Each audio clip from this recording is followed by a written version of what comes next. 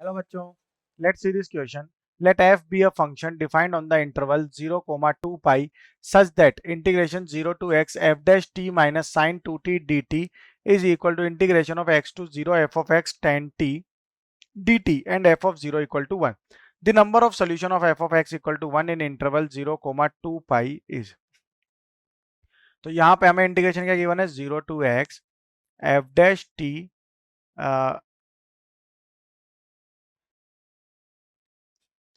minus sin 2t dt is equal to integration x to 0 f of t tan t dt. अब इस पूरी equation को हम differentiate कर देंगे विद रिस्पेक्ट टू x. ठीक है, हो जाएगा f dash x is equal to f dash x यहाँ पर आएगा minus sine 2x. f dash x minus sine 2x is equal to minus f of x tan x.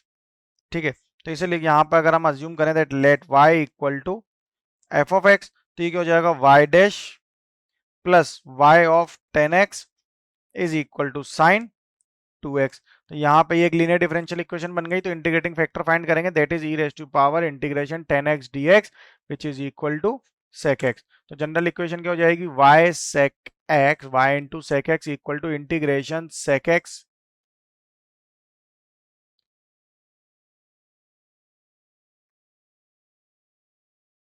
Integration of sec x into sine 2x dx plus c.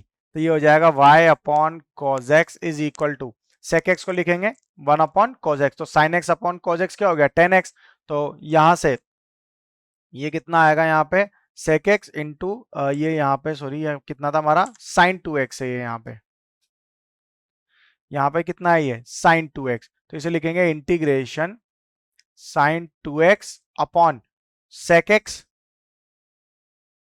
ठीक है, into dx plus सी. तो हो जाएगा y upon cos X is equal to इसकी value क्या आ जाएगी यहाँ से minus of 2 cos square x plus C. ठीक है, ये वैल्यू आ जाएगी. तो y इक्वल टू क्या हो जाएगा -2 कॉज एक्स होगा ये ओनली सॉरी.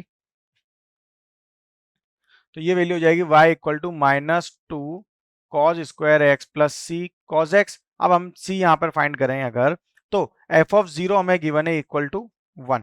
तो यहां से अगर हम 1 पुट कर दे तो y इक्वल टू ये कितना हो जाएगा -2 प्लस y इक्वल टू तो वैल्यू 1 है ऑलरेडी. यहाँ पर हमें ये 1 गिवन है.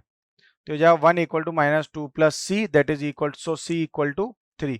c की वैल्यू कितनी आ गई 3. तो यहाँ से इक्वेशन क्या बन जाएगी y equal to -2 cos square x plus 3 cos x. ये इक्वेशन बन गई. यहाँ पे अब अगर ये हमारी क्या आ गई एफ ऑफ एक्स, इसे क्या लिखेंगे यहाँ पे -2 टाइम्स ऑफ कॉज एक्स -3/4 का होल स्क्वायर प्लस 9/8. 9/8 लिखेंगे यहाँ पे 3/4. इसको कॉज एक्स की वैल्यू यहाँ पर हमने जो है डिफाइन करी. तो कॉज एक्स की वैल्यू यहाँ पे डिफाइन करने पे ये वैल्यू आ जाएगी 3/2. 3/4 आ गई वैल्यू. तो 3/4 को यहाँ पर हमने इस तरह से ये परफेक्ट इस पूरी इक्वेशन में हमने परफेक्ट स्क्वायर बनाया. इसको हमने क्या करा यहाँ पर, हमने सिर्फ इस इक्वेशन को परफेक्ट स्क्वायर बनाकर यहाँ पर सोल्व कर लिया. तो ये परफेक्ट स्क्वायर बनेगा इस तरह से यहां से. अब अगर हम एफ ऑफ एक्स की बात करते हैं तो एफ ऑफ एक्स की मैक्सिमम वैल्यू क्या होगी 9/8 बिकॉज मैक्सिमम होने के लिए इस पूरी टर्म को 0 होना पड़ेगा. अब ये मैक्सिमम कब होगा, ये पूरी मैक्सिमम वैल्यू आएगी सॉरी. तो मैक्सिमम वैल्यू के लिए हम इसे इक्वल टू 1 पुट करें अगर, तो ये हो जाएगा यहाँ पे cos x यहाँ से. ठीक है, तो ये पूरी टर्म तो यहाँ पर 0 हो जाएगी. 0 होने के बाद यहाँ मैक्सिमम क्या बचेगा ओनली 9/8. तो मैक्सिमम वैल्यू कितनी आ गई यहाँ पे 9/8. अब हमें फाइंड क्या करना है यहाँ पर इसका नंबर ऑफ सोल्यूशन. तो f of x equal to यहाँ पर अगर हम ले लें 1, f of x equal to 1 which gives 2 cos square x minus 3 cos x plus 1 equal to 0. तो cos x इक्वल टू क्या होगा यहाँ पे cos x equal to 1/2 and cos x equal to 1. ठीक है, तो यहां से इसे लिख सकते हैं हम. ये कितनी कितनी वैल्यू देगा π/3 5π/3 0 2π. इन सभी पे ये वैल्यू क्या होगी 1/2 1 1/2 और 1. तो यहाँ पे टोटल नंबर ऑफ सॉल्यूशंस कितने आ रहे हैं 1 2 3 एंड 4. तो we can write number of solutions is 4. So 4 is our final answer, that is option C. Best of luck.